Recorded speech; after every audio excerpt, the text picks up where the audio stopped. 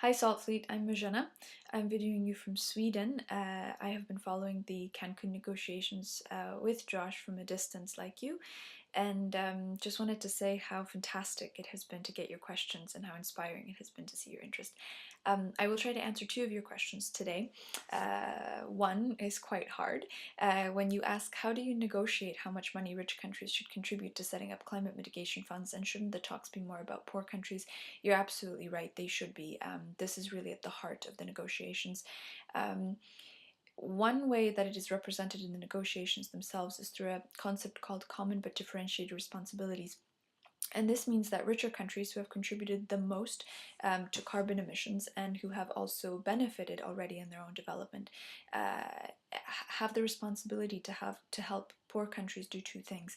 One, help them transition their own means of development to become less carbon intensive through things like technology transfers and, of course, making finance available.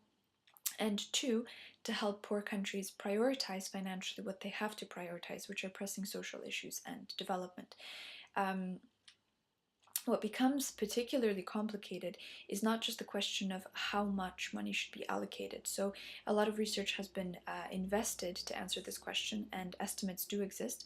And I think around these figures, countries are more or less agreed, or at least they can commonly imagine that these are large sums and that they are directed towards very specific projects. So there isn't just a figure that someone can give you. However, what does become crucial is to know where the money is coming from.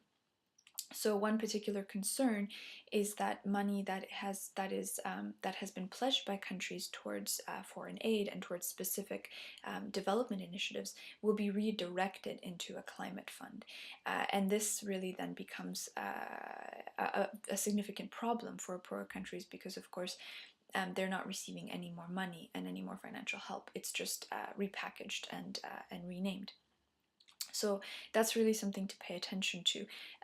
This year, from the Cancun Agreement, a green fund was agreed through which $100 billion a year would be contributed in aid to poor nations by 2020, but it hasn't been agreed who will be contributing into the fund, so something to follow. Your second question is, with so many events going on in the COP conference at the same time, how do you decide what to attend?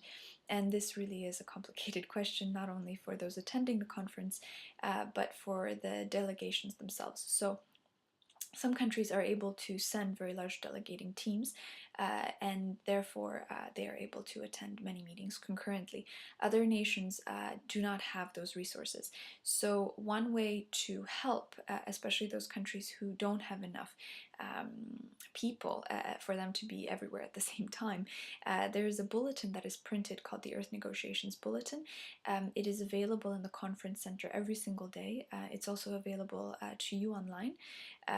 It's quite technical, but it's really the best source that you can go to get a summary of what happened in all of the different ongoing meetings.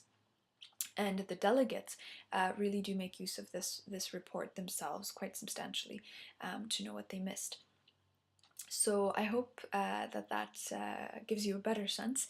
And yeah, it's been wonderful to connect with you.